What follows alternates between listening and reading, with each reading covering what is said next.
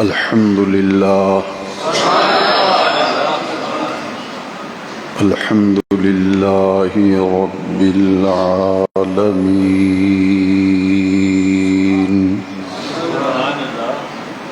والصلاة والسلام على سيد الأنبياء والمرسلين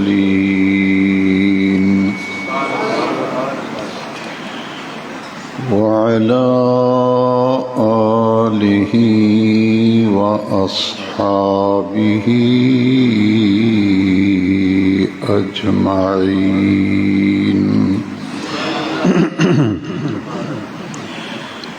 أما بعد فأعوذ بالله من الشيطان الرجيم بسم الله الرحمن الرحيم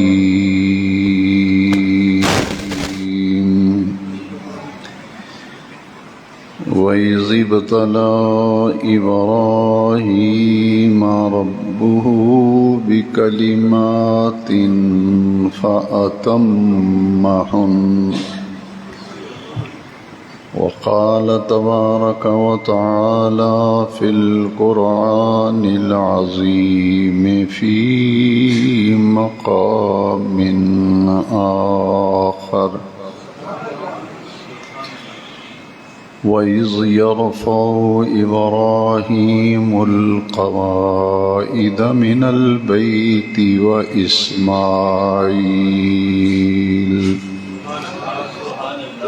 ربنا تقبل منا إنك أنت السميع العليم صدق الله مولانا العظيم. محبت سے درود شریف پڑھیے. الصلاۃ والسلام علیک یا سیدی یا رسول اللہ وعلی آلک واصحابک یا سیدی یا خاتم النبیین.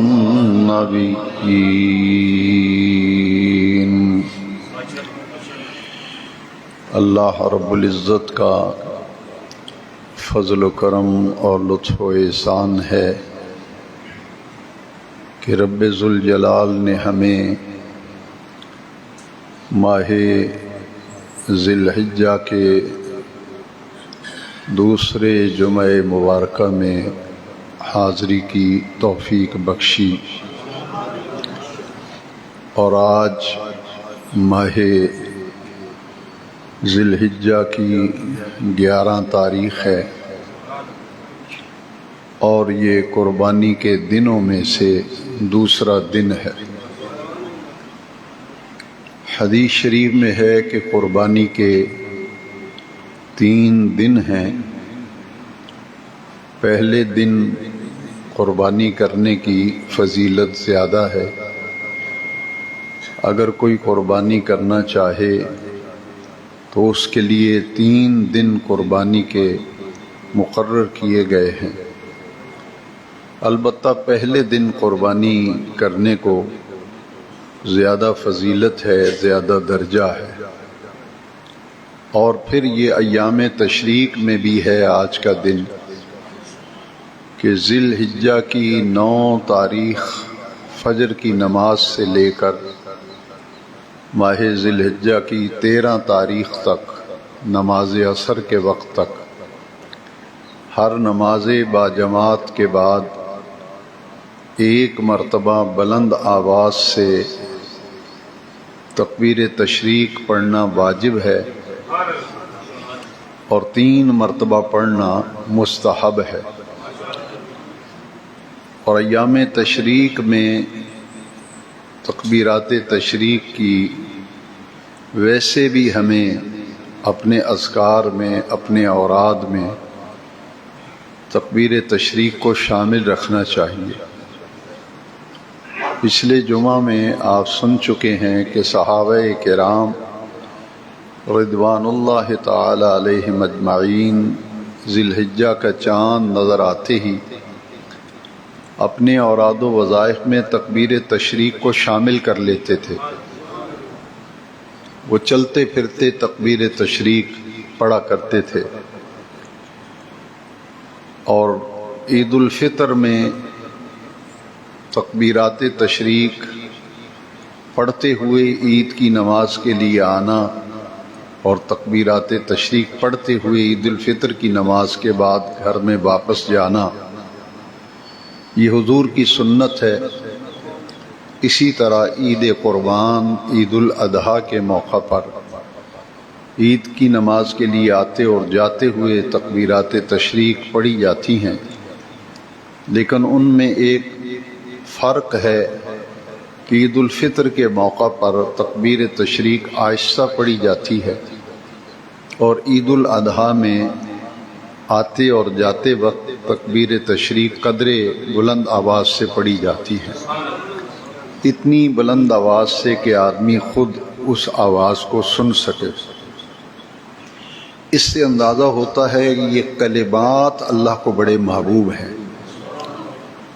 تکبیر تشریق کے جو الفاظ ہیں، کلمات ہیں، یہ رب ذوالجلال کو بڑے ہی پسند ہیں،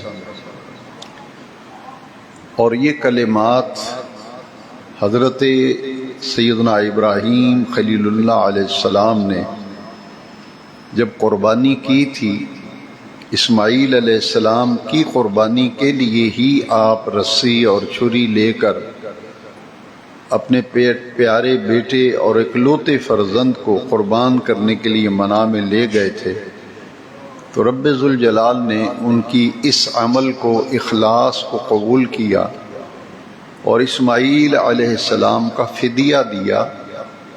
اور وہ فدیہ جو ہے قرآن مجید کی اصطلاح میں اور زبان میں ذبح عظیم، اور ذبح عظیم کا معنی ہے بڑی قربانی۔ وہ جنت میں سے دمبا آیا تھا، اور اسماعیل علیہ السلام کی جگہ سیدنا ابراہیم علیہ السلام نے اس دمبے کو ذبح کیا، اور جب ذبح کیا تو جبریل امین چونکہ جنت سے دمبا لے کے آئے تھے، اور قربانی کے عمل کو دیکھ کر کہ ابراہیم خلیل اللہ علیہ السلام نے اللہ کی رضا کے لیے اپنے خواب پر عمل کر دکھایا ہے، دی ہے کہ اسماعیل علیہ السلام کا فدیہ جنت سے بڑی قربانی کی صورت میں بھیجا ہے، تو حضرت جبریل امین اس وقت پاس موجود تھے، تو آپ نے بے ساختہ یہ کلمات ان کی زبان سے جاری ہوئے، اللہ اکبر اللہ اکبر۔ یہ کلمات ان کی زبان سے جاری ہوئے، اور حضرت اسماعیل علیہ السلام ساتھ کھڑے مسکرا رہے تھے، کیونکہ ان کے فدیے میں جنت میں سے بڑی قربانی دمبے کی صورت میں آئی تھی۔ تو آپ نے فوراً پڑھا اللہ اکبر اللہ اکبر۔ جبریل امین علیہ السلام پڑھتے ہیں اور اسماعیل پڑھتے ہیں اللہ اکبر لا الہ الا اللہ واللہ اکبر۔ تو یہ کلمات حضرت اسماعیل کی زبان سے جاری ہوئے، لا الہ الا اللہ واللہ اکبر۔ اور جب حضرت ابراہیم علیہ السلام نے دیکھا کہ میری یہ نیت، یہ اخلاص فی العمل رب ذوالجلال کی بارگاہ میں درجہ قبولیت کو پہنچ گیا ہے، تو حضرت جبریل امین نے اللہ اکبر کے کلمات پڑھے ہیں، ان کی زبان پہ جاری ہوئے ہیں، اور اسماعیل علیہ السلام کی زبان سے جاری ہوئے ہیں لا الہ الا اللہ واللہ اکبر۔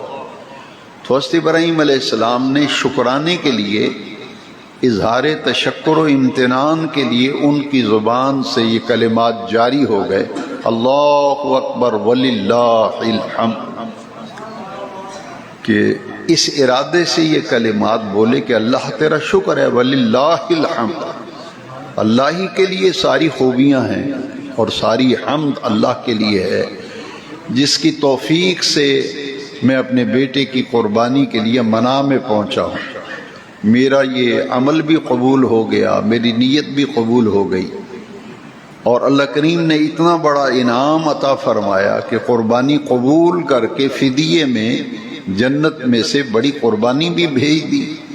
لہذا آپ نے شکرانے کے لیے کلمات پڑھے، وَلِلَّهِ الْحَمْدُ۔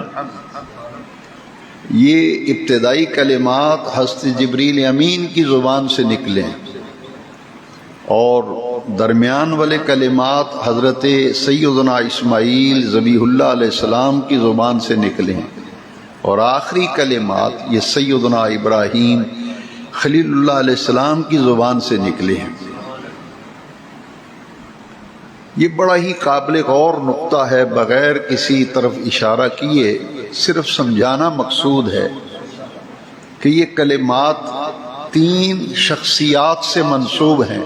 تکبیر تشریق 3 ہستیوں سے منسوب ہیں، ایک سید الملائکہ ہیں حضرت جبریل امین، ایک ذبیح اللہ ہیں حضرت اسماعیل علیہ السلام، اور تیسری عظیم شخصیت و ہستی سیدنا ابراہیم خلیل اللہ علیہ السلام کی ہے۔ اب یہ تینوں خدا تو نہیں ہے معاذ اللہ، یہ نقطہ سمجھیں، میں اس میں اشارہ کر رہا ہوں۔ جن کو آج جن ہستیوں کے بارے میں نفرت دلائی جاتی ہے اور یہ کہا جاتا ہے کہ یہ بابوں کو ماننے والے ہیں، بابوں کو ماننے والے ہیں، تو اسے کہے بغیر چارہ نہیں ہے کہ یہ تو مقبول ہستیاں ہیں جن کے لیے ایک لفظ بابا استعمال کر کے نفرت دلائی جاتی ہے، کہ آج اگر ان 3 ہستیوں کے کلمات زبان سے نکلے ہوئے آپ پڑھتے ہیں تو کیا آپ نے رب کو چھوڑ دیا ہے اور بابوں کی زبان سے نکلے ہوئے کلمے پڑھتے پھرتے ہیں؟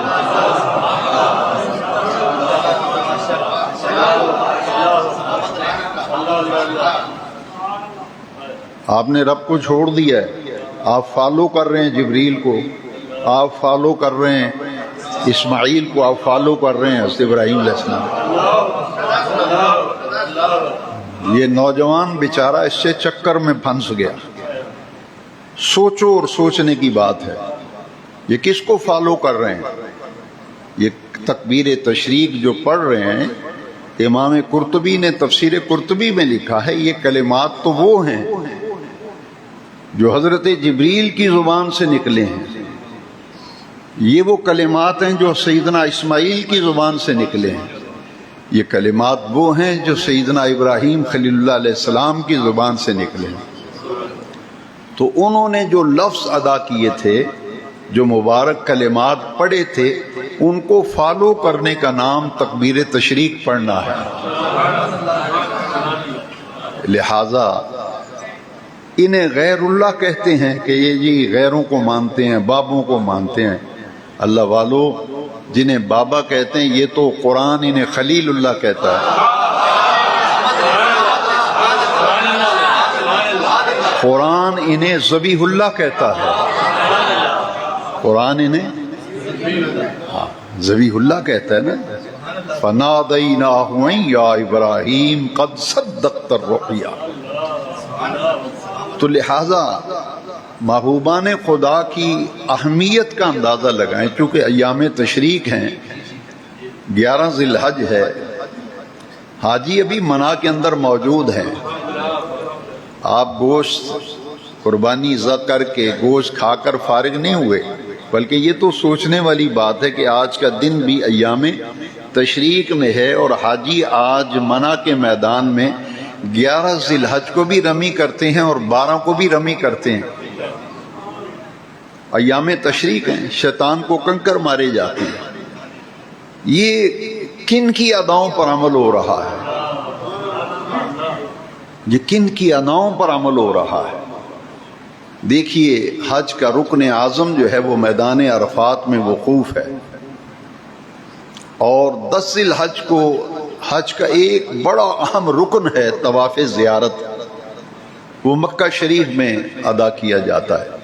تمام حاجی منا میں شیطان کی رمی کر کے قربانی کرنے کے بعد مکہ شریف پہنچتے ہیں، اور مناسک حج میں سے ایک اہم منسک طواف زیارت، اور طواف زیارت کے 2 رکن ہیں، ایک کعبے کے گرد 7 پھیرے 7 چکر لگانا، دوسرا صفا مروہ کے درمیان 7 چکر لگانا، اسے طواف کعبہ کہتے ہیں۔ اور صفا مروہ کے چکر اور پھیرے جو ہیں انہیں سعی کہتے ہیں، سعی بین الصفا والمروہ۔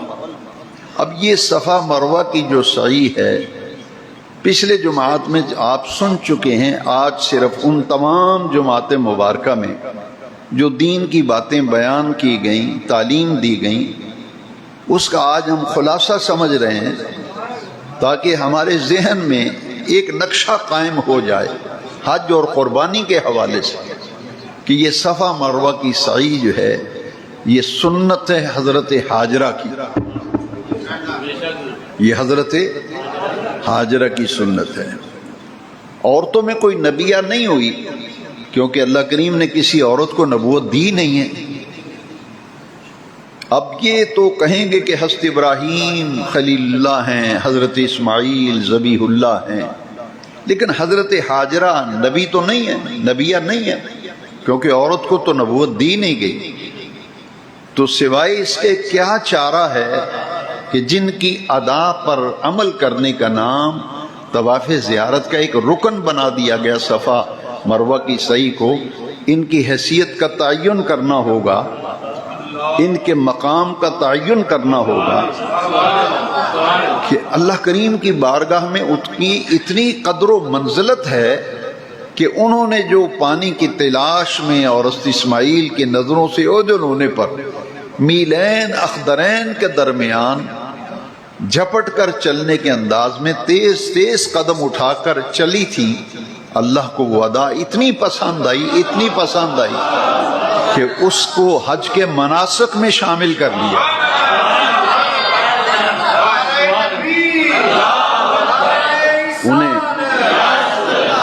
انہیں مناسک حج میں شامل کر لیا۔ لہذا آج بھی وہ تو ان کا اکلوتا بیٹا نظروں سے اوجھل ہوا تھا، اور دوسری وجہ یہ تھی کہ پانی نہیں تھا، اس لیے تیز تیز قدم اٹھا کر جھپٹنے کے انداز میں چلی تھی۔ آج آپ کے لیے تو وہ صورت نہیں ہے، آپ کے تو دائیں بائیں ٹھنڈے پانی کے زمزم شریف کے کولر پڑے ہوئے ہیں، آپ کا بیٹا تو آپ کی انگلی پکڑ کے طواف کر رہا ہے، صحیح کر رہا ہے، تو آپ کیوں دوڑ رہے ہیں؟ آپ کیوں دوڑ رہے ہیں؟ بے نیاز رب نے فرمایا میں صرف اپنے محبوبوں کی اداؤں پر عمل کروانا چاہتا ہوں۔ پانی میسر ہے، بیٹے کی تم نے انگلی بھی پکڑی ہوئی ہے، لیکن دوڑو اس طرح جس طرح حضرت حاجرہ دوڑی تھی۔ تو یہ تو محبوبوں کی اداؤں پر عمل کرنے کا نام ہی قربانی ہے، اور محبوبوں کی اداؤں پر عمل کرنے کا نام ہی حج ہے۔ اس لیے کسی بھی منسک کو لے لیں، میں نے عرض کیا تھا جمعے میں، آج صرف اتنا عرض کروں گا کہ شیطان کی رمی جو ہے، یہ تو رب نے کنکر نہیں مارے تھے، نہ پتھر مارا تھا شیطان، اس نے تو درگاہ سے راند کے نکال دیا، راندہ درگاہ ہو گیا۔ انک رجیم، تو راندہ ہوا ہے، نکل جا میری بارگاہ سے۔ تو یہ کنکر اور پتھر کس نے مارے تھے؟ حضرت ابراہیم علیہ السلام۔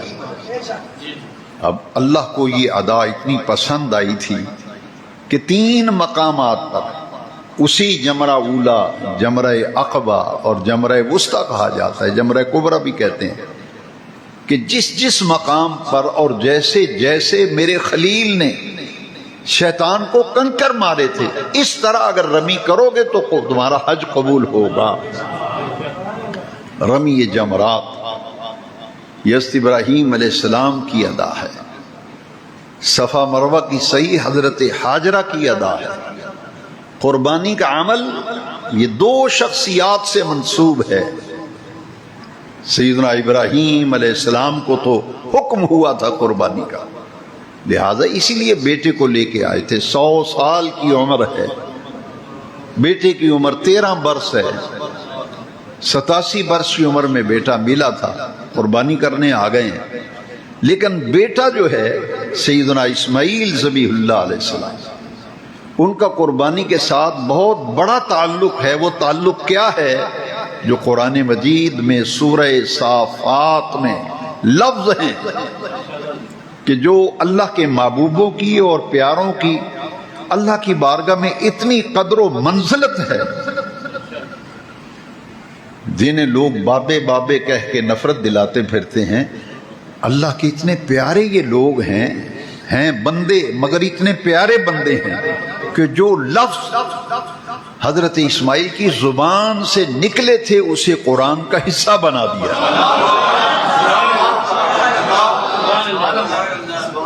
آپ کہتے ہیں قرآن اللہ کا کلام ہے، قرآن اللہ کا کلام ہے۔ میں آپ سے پوچھتا ہوں، آپ بھی مسئلے پوچھتے ہیں، میں بھی مسئلہ پوچھتا ہوں، قرآن کے یہ جو لفظ ہیں یا ابت افعل، یا ابت افعل، اے ابا جان، اے پیارے ابا جان، افعل، آپ وہ کام کر دیجئے، ما تؤمر، جس کا آپ کو عرش والے رب نے حکم دیا۔ یہ کلمات تو اللہ والو، یہ تو کلمات حضرت اسماعیل کی زبان سے نکلے ہیں۔ یہ کلمات کس کے ہیں؟ حضرت اسماعیل علیہ السلام ذبیح اللہ کی زبان سے یہ کلمات نکلے ہیں، اور یہ کلمات عرش والے رب کو اتنے پسند آئے، اتنے پسند آئے کہ ان الفاظ کو قرآن کا حصہ بنا دیا، اسے قرآن کا حصہ بنا دیا۔ اب جو کلمات ان کی زبان سے نکلے، پھر وہ قرآن جب پورے کا پورا قرآن پڑھیں گے، قرآن اٹھائیں گے تو ہر لفظ کو آپ کلام اللہ سمجھیں گے۔ آپ کہیں گے قرآن اللہ کا کلام ہے، تو یہ کلمات تو اللہ کے نہیں ہیں۔ یا ابت افعل، اے ابا جان، آپ وہ کام کریں، ما تؤمر، جس کا آپ کو حکم دیا گیا ہے۔ دوسری بات غور سے سن لیجئے کہ حضرت ابراہیم خلیل اللہ علیہ السلام نے جب بیٹے سے مشورہ کیا تھا اور یہ خواب بتایا تھا، یا بنیا، یہ الفاظ بھی اللہ کے نہیں ہیں، لیکن قرآن کی آیت ہے، قرآن کے لفظ ہیں، لیکن یہ غور کیجئے کلمات تو رب نے نہیں فرمائے، یہ کلمات تو وہ ہیں جو حضرت ابراہیم خلیل اللہ علیہ السلام کی زبان سے نکلے ہیں، مگر وہ الفاظ جو حضرت ابراہیم کی زبان سے نکلے اور حضرت اسماعیل کی زبان سے نکلے، جب قرآن نازل ہوا، لفظ حضرت ابراہیم کے ہیں، حضرت اسماعیل کے ہیں، جب قرآن نازل ہوا تو بے نیاز رب نے انہی کلمات کو جو اسماعیل کی زبان سے نکلے، جو ابراہیم کی زبان سے نکلے، عرش سے بے نیاز رب نے اسے کلام اللہ بنا کر اور کلام اللہ قرآن مجید کا حصہ بنا کر آسمانوں سے نازل کیا۔ یہ جبریل خود لے کے نہیں آئے تھے، جبریل اپنے آپ تو لے کے نہیں آئے کہ ابراہیم نے یہ کہا تھا اور اسماعیل نے اس وقت یہ کہا تھا، کہا تو اس وقت تھا جب قربانی ہوئی تھی بنا میں، لیکن بل ہوا قرآن مجید فی لوح محفوظ،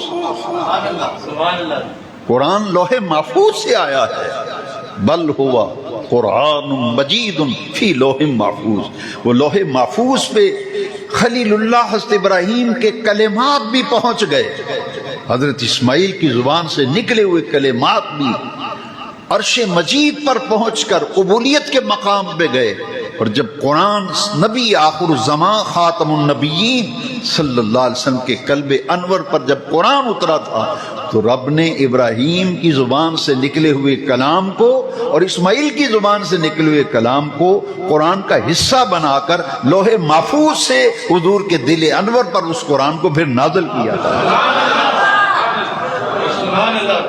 میں اس کی ایک مثال قرآن مجید سے اور دیتا ہوں کہ ایسا فتنوں کا دور ہے، لوگ گمراہ ہوں تو پریشان ہونے کی ضرورت نہیں، اس لیے کہ جسے اللہ پسند کرتا ہے اسی ہدایت پہ رکھتا ہے، جسے اللہ پسند کرتا ہے اسے ہی ہدایت پہ رکھتا ہے، جسے ناپسند فرماتا ہے اس کی روزی میں جب حرام آتا ہے، میں ذمہ داری سے کہتا ہوں اور بڑے غور و فکر کے بعد قرآن و حدیث کا دامن تھام کے کہتا ہوں، جس کے رزق میں حرام شامل ہو جاتا ہے پھر وہ عقیدہ مذہب بدل جاتا ہے، پھر بزرگوں کے خلاف زبان درازی کرے گا، پھر وہ نیک عمل کو چھوڑ دیتا ہے۔ دوسری سزا یہ ملتی ہے، یا تو رزق میں حرام شامل ہوتا ہے، بد عمل ہو جاتا ہے، یا ایک بہت بڑا گناہ سرزد ہوتا ہے، ماں باپ کا نافرمان۔ میں جو فلاں کو فالو کرتا ہوں، پہلے تم خلیل اللہ کو فالو کرتے تھے، اسماعیل کو فالو کرتے تھے، حبیب اللہ کو فالو کرتے تھے، اب تو کسی لونڈے کو اگر فالو کر رہے ہو تو پھر تم سے یا تو ماں باپ کی بے ادبی و گستاخی ہوئی ہے یا تمہاری روزی میں حرام آیا ہے۔ کیا قرآن کی آیت نہیں ہے؟ ممکن ہے کسی کو تکلیف ہو، لیکن میں قرآن کی آیت آپ کو سنانا چاہتا ہوں۔ اللہ یجتبی الیہ من یشاء ویہدی الیہ من ینیب، جسے اللہ پسند فرماتا ہے ہدایت دیتا ہے، اور جسے پسند فرماتا ہے اپنی طرف رجوع کرنے والا بنا دیتا ہے۔ یہ انتخاب تو رب کا، اللہ یجتبی الیہ من یشاء ویہدی الیہ من ینیب، اور جسے چاہتا ہے یضل بہ کثیرا ویہدی بہ کثیرا۔ بہت سے لوگ قرآن پڑھ کے گمراہ ہو جاتے ہیں اور بہت سے لوگ قرآن پڑھ کر ہدایت پا جاتے ہیں۔ اللہ والو، یہ قرآن کی آیت ہے، یہ میرا کلام نہیں، میری تقریر کے جملے نہیں، یہ تو قرآن کی آیت ہے۔ یضل بہ کثیرا ویہدی بہ کثیرا۔ اگر کسی اللہ کے محبوب کا دامن تھام کے قرآن پڑھیں گے تو ہدایت ملے گی۔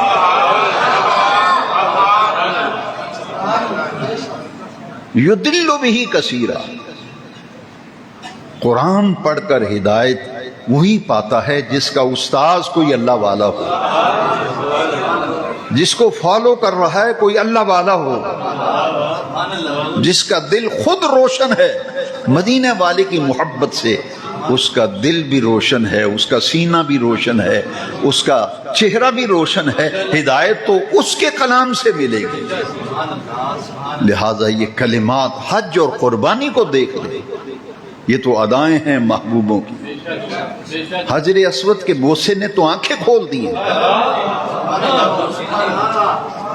حجر اسود کے بوسے نے آنکھیں کھول دی ہیں۔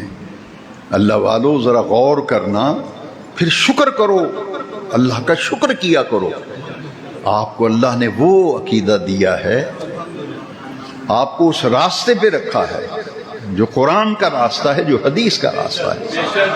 کیا حدیث میں نہیں ہے کہ حجر اسود قیامت کے دن اس کا بوسہ جتنے صاحب ایمان حجر اسود کا بوسہ لیتے رہے، لیتے ہیں، قیامت تک بوسہ لیتے رہیں گے، یہ حجر اسود قیامت کے دن ان کے ایمان کی گواہی دے گا۔ پتھر بھی گواہی دیتا ہے۔ جہاں میں اور عرض کروں، اللہ کی عزت کی قسم، جہاں آپ نماز پڑھتے ہیں، جہاں آپ نمازی جہاں نماز پڑھتا ہے، حدیث میں ہے قیامت کے دن وہ جگہ بھی نمازی کے حق میں گواہی دے گی، وہ جگہ بھی گواہی دے گی۔ اور یہ حجر اسود ایمان والوں کے ایمان پر قیامت کے دن گواہی دے گا۔ حضرت سیدنا عمر فاروق اعظم رضی اللہ عنہ جب حجر اسود کا بوسہ لینے لگے تو پیچھے ہٹ گئے۔ جو احباب تھے، ساتھ ساتھی سنگی تھے، انہیں تعجب ہوا یہ بوسہ لینے لگے ہیں، یوں ہاتھ رکھے ہوئے ہیں، ہونٹ بھی بالکل قریب ہیں حجر اسود کے، لیکن ایک دم سے پیچھے ہٹ گئے ہیں، بوسہ نہیں لیا۔ تو سب چونک گئے، ماجرا کیا ہے، معاملہ کیا ہے، بوسہ کیوں نہیں لے رہا عمر؟ پیچھے ہٹ کے عمر نے وہ جملے کہے تاکہ قیامت تک مدینے والے آقا کے غلاموں کو علم ہو جائے کہ حجر اسود کا جو بوسہ ہے، اس بوسے کی بنیاد کیا ہے، اس بوسے کی یہ ہے۔ بابوں کی اہمیت کو سمجھیں۔ حضرت عمر کیا کہہ رہے ہیں؟ لگاؤ فتویٰ، میں پوچھتا ہوں، لگاؤ فتویٰ، کیا فتویٰ لگاؤ گے؟ یہ لفظ وہ ہیں جو عمر کی زبان سے نکلے ہیں۔ عمر وہ ہے جس کو رب سے مانگ کے لیا۔ 1.25 لاکھ صحابہ، امام احمد بن حنبل نے 1,40,000 تعداد لکھی ہے صحابہ کی، لیکن جمہور 1,24,000 صحابہ لکھتے ہیں۔ حضور نے جو ایک ہی حج فرمایا اپنی ظاہری حیات طیبہ میں، میدان عرفات میں حضور کے ساتھ کتنے لوگ تھے؟ 1,24,000 صحابہ کرام، ان میں سے سب حضور کے مرید ہیں، وہ اپنے اپنے ارادے سے آئے ہیں، مرید اپنے ارادے سے۔ عمر بن خطاب اکیلا ہے، 1.25 لاکھ میں اکیلا عمر ہے جو رسول اللہ کی مراد ہے۔ اتنا بس ذہن میں رکھا کرو، اتنا ذہن میں رکھا کرو، کچھ ہوش کرو، کچھ ہوش کرو۔ عمر بن خطاب وہ ہے جو رسول اللہ کی مراد ہے، اور عرش والے رب نے محبوب کے مانگنے پر محبوب کو عمر عطا کیا تھا۔ یہ وہ عمر ہے۔ پیچھے ہٹ گئے ہیں، کہتے ہیں اے حجر اسود، تو ایک پتھر ہے، تو ایک پتھر ہے۔ عمر کہتے ہیں اللہ کی عزت کی قسم، میں تمہیں کبھی نہ چومتا، میں تمہیں کبھی نہ چومتا، میں تو اس لیے چوم رہا ہوں کہ میرے رسول اللہ نے تجھے چوما ہے، رسول اللہ نے تجھے چوما۔ عمر بتا رہا ہے کہ قیامت تک آنے والے رسول اللہ کے غلاموں، یہ سمجھ لو، حج ہے تو نسبت مصطفیٰ سے ہے، کعبہ ہے نسبت مصطفیٰ سے ہے، شہر مکہ کی عظمت ہے نسبت مصطفیٰ سے ہے، حجر اسود کا بوسہ ہے تو نسبت مصطفیٰ سے ہے۔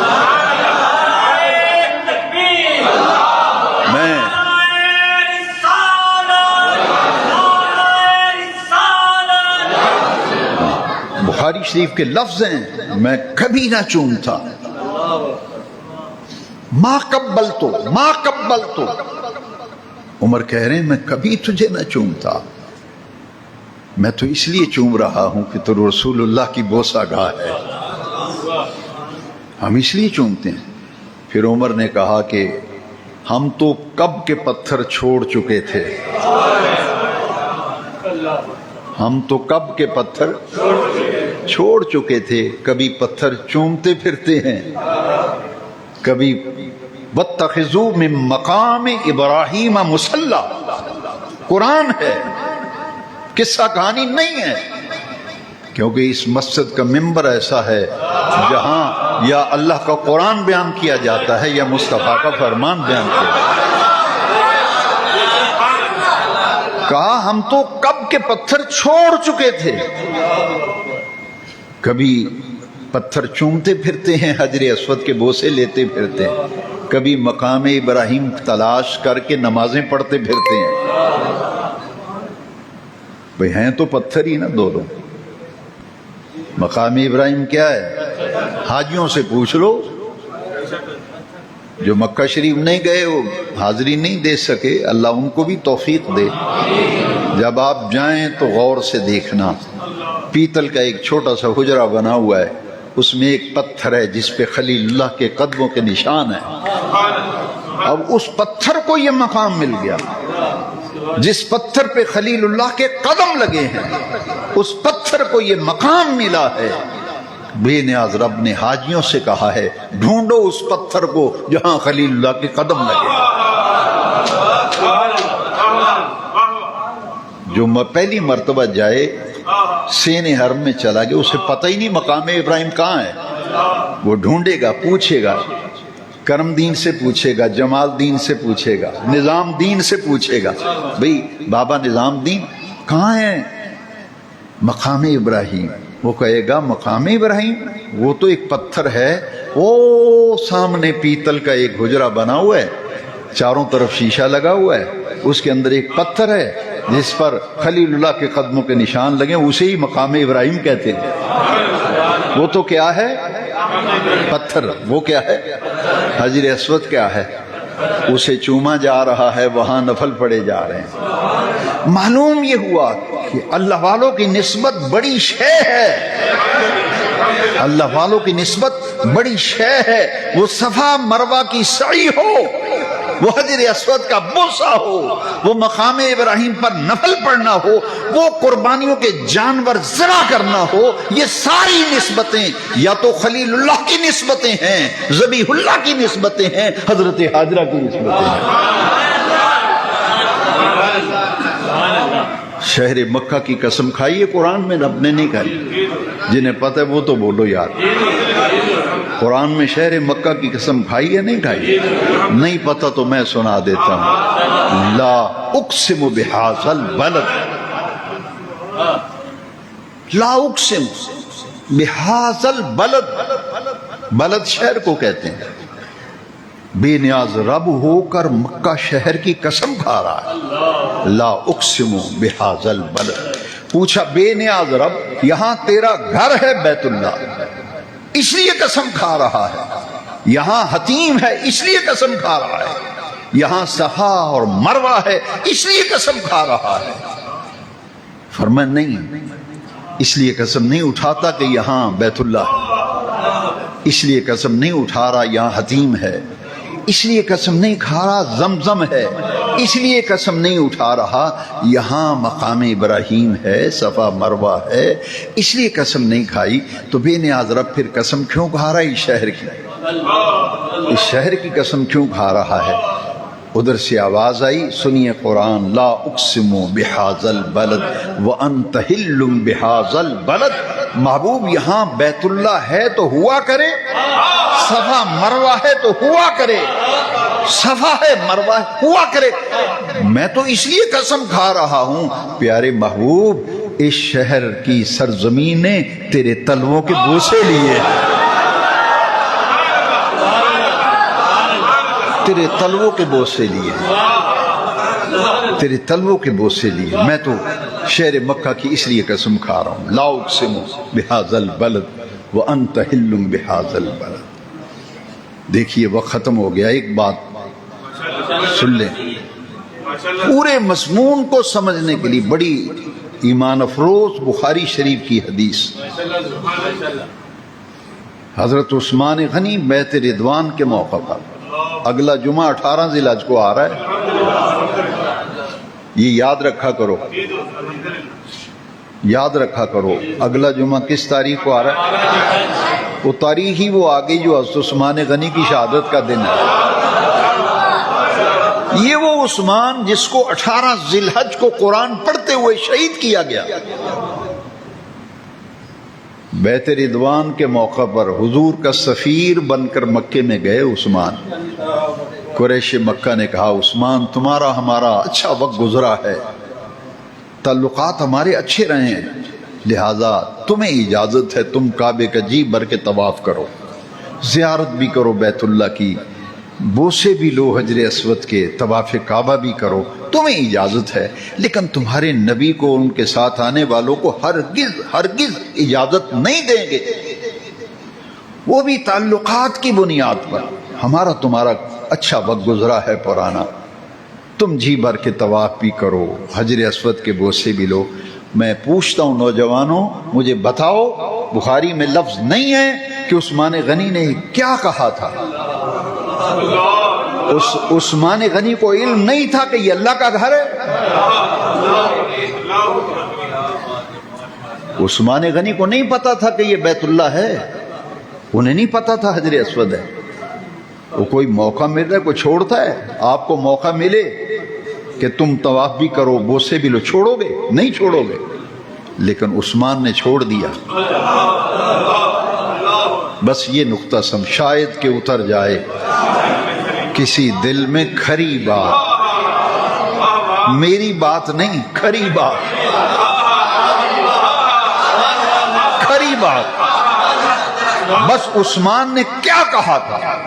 نوجوانوں، جو تمہاری عاقبت اور آخرت سے کھیل رہا ہے، ہاتھ میں قرآن پکڑ کر کہتا ہے یہ بابوں کو ماننے والے ہیں، میں کتابوں کو ماننے والا ہوں۔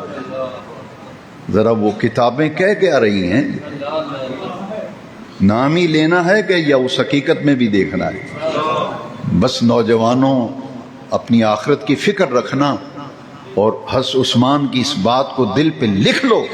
انہیں بیت اللہ نہیں نظر آ رہا تھا، وہی اللہ کا گھر، اللہ کا گھر، طواف کی اجازت بھی مل رہی ہے، حجر اسود کے بوسے کی اجازت مل رہی ہے، زمزم پینے کی اجازت مل رہی ہے۔ لیکن عثمان قیامت تک آنے والی مسلمان کی نسلوں کو پیغام دے گیا۔ عثمان نے کہا تم کعبے کی بات کرتے ہو، بوسوں کی بات کرتے ہو، میں بخاری کے لفظ پڑھنے لگا ہوں۔ ذرا ہوشیار ہو کر کانوں کی سماعت میری طرف متوجہ کر لیں۔ عثمان کے لفظ تمہارے کانوں کے ذریعے تمہارے دل پہ نقش ہو جائیں۔ عثمان نے کیا کہا تھا؟ کہا واللہ، میں حدیث پڑھ رہا ہوں، تمہیں بابوں کا تانا دینے والے سن لو۔ عثمان غنی نے کہا واللہ، اللہ کی قسم۔ عثمان قسم کھا کے کہہ رہے واللہ لا توفو۔ عثمان کیا کہہ رہے ہو؟ میں لفظی ترجمہ کروں ذرا۔